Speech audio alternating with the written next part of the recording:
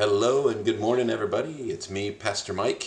It is 8 o'clock on Friday morning, and I still haven't recorded my sermon yet. So that's the kind of Friday I'm having. Hey, today's Let's Go is going to be a little bit different as we're waiting for people to pop on. And just hanging out for a couple seconds. There's a lot happening in our world right now. There's a lot going on that I don't want just to be the only person to have a voice in this conversation. I want to make sure that there's other voices that get to share and put their opinion in the comments and make a statement, just make something clear. And if it's just me, it's not a dialogue. And I need a dialogue because I don't know if what I'm saying is the right thing to be saying. So, good morning, Brian. Good morning, Tiffany. Good morning, Gail. Yes, good morning, Gail. So I'm going to play with my cameras here for a few seconds as we're waiting for everybody to get here. What's for breakfast, team? What are you guys eating this morning? My breakfast every day so far this week has been Rice Krispies and sliced bananas. It's delicious, it's fast, it's yummy, and it's not very fatty, which is good for me. And so right after my Let's Go this morning, I'm going to get up and go. I can't go to the gym because that's not open, so I'm going to go to my garage and work out in the garage for a little while. We're just waiting for a couple more folks to pop on, and then we'll start chit-chatting about our Let's Go for today, because it's a big one, it's a good one, it's a powerful one.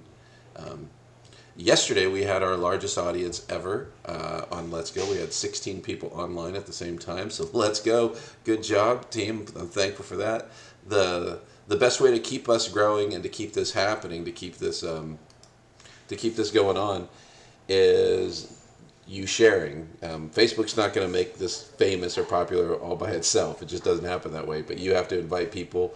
I'm planning on continuing to do this for a while. It's a good habit. It's a good thing. It's helping people. It's encouraging people. By the time we're done with one day's video, about 85 to 100 people have viewed it. So that's pretty awesome. That's pretty crazy. I already shared about when I was at Costco in the early parts of the pandemic, and people said, "Hey, you're that Let's Go guy," and I'm like, yeah, sure, whatever you want. I'm just trying to encourage people. So here we are. It's 8:02 in the morning. And so I got Tiffany, I've got Brian, I've got Gail, I imagine Maureen somewhere around. And I am a stressed out pastor. And I'm stressed out not because of the sermon, I'm stressed out because of what's going on in the world. It is absolutely bonkers out there right now. So we are dealing with a pandemic, a global pandemic. The world is freaking out. 100,000 people have died. Good morning, Sue. I'm going to call Tom today. Sue, I just need to chat with someone. The world's freaking out over the coronavirus. People are freaking out over having to wear masks still. People are fighting over masks. And then we have the whole George Floyd situation and the riots that are going on right now. Now, I want to let you know that I have never been one to, it's like you hear me say, I don't get political. I try to avoid being political. And I know that there are so many things that are political. Every topic seems to have a political flavor or edge to it. And what I can say to you, my friends, on Let's Go is that our Let's Go today is that times are changing. Things are changing. And some of the things that are changing are great. And some of the things are not so great. I mean, I always say focus on the people that are doing good. Focus on the people that are doing good. Like Mr. Rogers would say, focus on the people that are helping, right? That's always the goal, to focus on the people that are helping. But today I don't think I can say that. I think today we have to ask a question, because times are changing.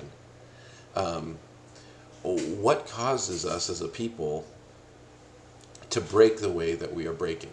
What causes our culture and our society to break the way that it is breaking right now? How do we get to a point where the things that we see on TV aren't happening like that anymore? Whether I'm talking about the riots or whether I'm talking about the arrest, it's not that I don't want to see it. I just don't want to be in a culture that is so precariously balanced, that someone could die for the smallest crime, or that a city could burn out of a response to that, or that people someone will call the police on someone else because they're not wearing a mask. That's where we are, and these are the things that are changing, right? Times are a changing, and it's really worrisome. I remember playing Jenga with my son. Oop! I lost my notes there. Oh, my notes have gone away. But I can tell you this story about Jenga because I don't need notes to tell a story about Jenga, right, Mike? You don't need notes about Jenga. Jenga, no notes. Oh, maybe I need my notes. You never know how important something is until you take it away, and I just lost my notes. So I was playing Jenga with my son up here in Mission Viejo or San Clemente. The San Clemente Mall, they had a giant, one of those 8-foot tall stacks of wood, and we were playing and videotaping it and playing it and videotaping it and playing and videotaping it. We got this thing huge, where it was like, the most precarious way you can play Jenga is when you get to the bottom and you're just stacking them like this. You've taken out all the side supports and you just have this tower that's built on just the center structure. Really cool. Get the tower really high. It's awesome. It's amazing. It's fun. But every time you play Jenga, you got to pull out another brick and place it on the top, which means that the balance point that's at the bottom changes every time. Every time something changes and you move something higher up, the balance point gets a little bit crazier. And so we're building this tower and having a great time building it. We're thinking we're accomplishing something, but you know what happens when you build towers? They almost always fall. And golly, I just feel like maybe we've misplaced a few things, maybe misplaced a few priorities, maybe we've just not done right by people, and we've built a very, very shaky tower. And with all the things that have popped up in the news recently, whether they be political or medical or violence, it really, really feels like times are changing. So here's what I want to hear from you guys. I want you to comment on this because this can't just be me. I don't want to be the only one chatting today. I wrote this little thing down. I said I don't want to just pray. I'm at that point where I don't want to just pray anymore. I feel like we need to pray and stand. Well, I'll say that for me. That's my comment. I need to pray and I need to stand. Take any part of this issue, any part of the issues that are in front of us, because I'm not claiming one issue here. I'm saying that there's a lot that's out of, like you just said, Barbara. That's a lot that's out of balance right now, and as a privileged class, I don't get to see it or experience that much. But that's not true because I grew up in poverty and I do see it and I did experience it and I do know and I understand. But I've chosen to pray instead of pray and stand. What is your response? How do you respond to the rapid change that's going on in our world? So I mean, here's the things that I wrote, and as you guys are writing down your comments, is that everything changes, and I want you to be writing down what is your response. And I said everything changes. The only things that don't change are things that are dead. Everything changes. The only things that don't change are things that are dead. And our culture and our society is changing. And right now, sometimes it feels like there's nobody at the wheel, right? Or whoever's at the wheel fell asleep at the wheel. And all I want to say is, Jesus, take the wheel, right? Just if there's going to be change, I want it to be change that brings us to a healthier place. And I just don't like the idea that things have to burn so that change can happen, that things have to be completely tore down for change to happen, but maybe my voice isn't the one that needs to get heard. So, team, as I'm still chatting about this, I want you to add your stuff too. I mean, I'm going to throw Gail in here. There's a lot of got a lot of good things taking place now. A lot of people helping each other, neighbors and families. It is so true. I mean, this is what I mind you guys to do all the time, which is to pay attention to pay attention to the helpers, pay attention to the good things that are going on, the people that are going out of their way, the people that are showing charity and kindness and just rocking it. But they also made a choice, right? They're doing something. It's more than just praying. And not saying that praying isn't enough, because I believe that prayer is powerful. I believe that God listens to our prayer. And I also believe that prayer is a thing that begins to move us. It's when our hearts change that the direction of our lives change.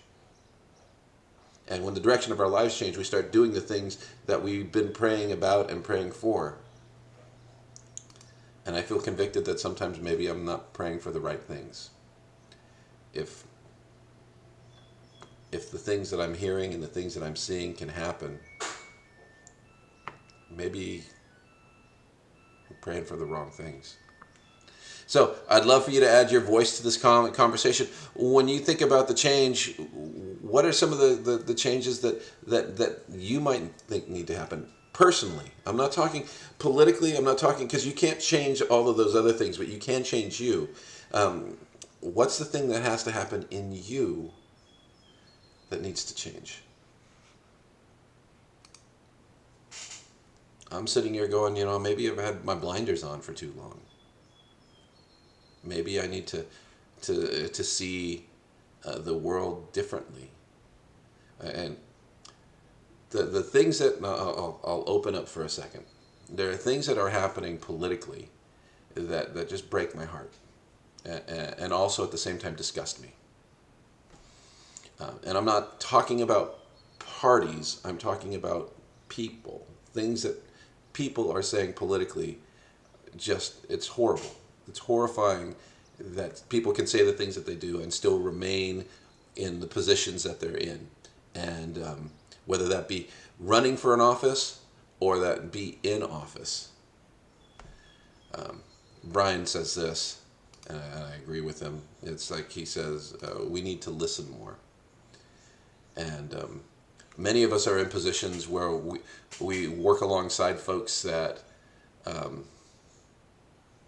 we definitely need to listen to more. We need to understand more. We need to recognize more. And I don't know what to say. Okay, Sue says this. She says we need to speak out against evil. Absolutely. Absolutely. I'm not sure if you guys get to see the little on-screen things that I'm putting. I hope they do, because they look really cool. Barbara says, this is not easy for me in today's world. It's not easy. It absolutely is not easy today. When I turned on when I got ready to go this morning to Let's Go With You, I'm praying that we're going to be going to a different place. My whole goal in today's conversation is to begin to redirect our lives to a different place. Because I don't want us to be people that are filled with hate and anger and fear, because I don't think any of those things take us to any of the right places. But I do believe that the need for justice, the need for mercy, the need for righteousness, the need for humility, and the need for caring for our brothers and sisters directly is vital for me, and maybe for you too. And as much as I talk about those things, some days I don't live those things out. Yesterday I was approached by a gentleman in the parking lot at Vaughn's, and he came over, he knocked on my window, and it was an African-American man dressed fairly much in rags. And he said, sir, I'm a prisoner that's been released because of the coronavirus. I have a history of violence, and I've got no place to go and nothing to eat. No one will help me. And he came to me as a brother in Christ. the message that he just gave me, if I was to stop and not listen, was, I'm a criminal, I'm not supposed to be free, and I'm knocking on your window and I'm asking you to give me something. But the message I heard was, I'm your brother in Christ. No one's listening to me. I'm hungry, and I've got no place to go.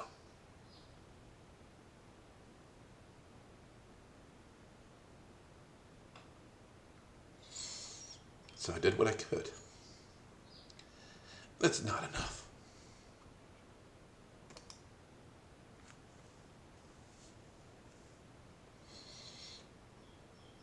Friends, we got to figure something out.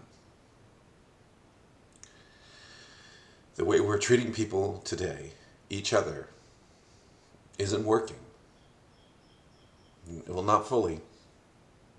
How we treat and care about each other in the light of a virus that takes people's lives indiscriminately, and we just get angry and call the police on people because they're not wearing masks. And in time where petty crime can cost you your life, apparently. I don't know all the details. I'm not going to talk about the details. In times where police are now being called to go defend their city against their own populace.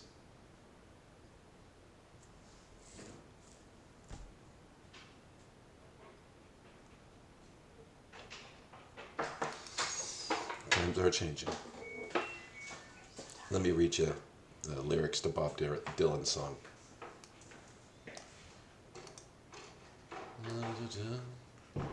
Here we go.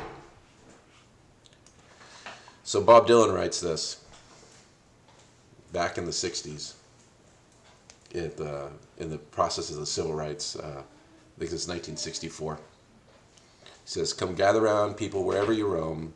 Admit that the waters around you have grown, and accept it that soon you'll be drenched to the bone. It's your time, if your time is worth saving. Then you better start swimming or you'll sink like a stone, for the times they are a-changin'. Come writers and critics who prophesize with your pen, keep your eyes wide, the chance won't come again. And don't speak too soon, for the wheel's still in spin, and there's no tellin' who it's namin'. For the loser now might later be to win, for the times they are a-changin'. Come senators, congressmen, please heed the call. Don't stand in the doorway, don't block the hall. For he who gets hurt will be the one who has stalled. There's a battle outside and it's raging. It's soon to shake your windows and rattle your walls, for the times they are a-changin'. Come mothers and fathers throughout the land, and don't criticize what you don't understand. And your sons and your daughters are beyond your command. Your old road is rapidly aging. Please get out of the new one if you can't lend a hand, for the times they are a-changin'. The line it is drawn, and the curse it is cast. The slow one will now later be fast, as the present now will later be past. The order is rapidly fading, and the first one now will later be last, for the times they are a-changin'.